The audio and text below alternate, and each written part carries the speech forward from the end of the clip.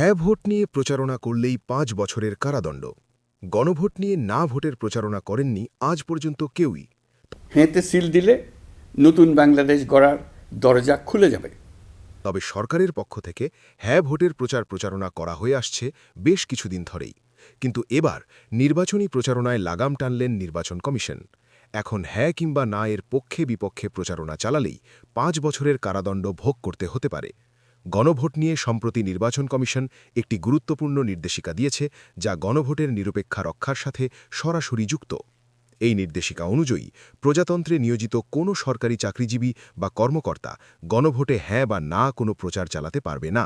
তবে সরকারি কর্মচারীরা জনগণকে তথ্যভিত্তিক অবহিত ও সচেতন করতে পারবেন।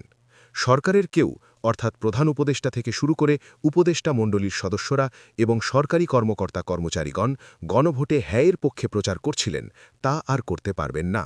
তবে সরকারি অর্থায়নে হ্যাঁ ভোটের পক্ষে বিভিন্ন মন্ত্রণালয় যে প্রচারণা চালাচ্ছে, সেই বিষয়ে নির্বাচন কমিশন কী সিদ্ধান্ত নিলেন তা স্পষ্ট নয়।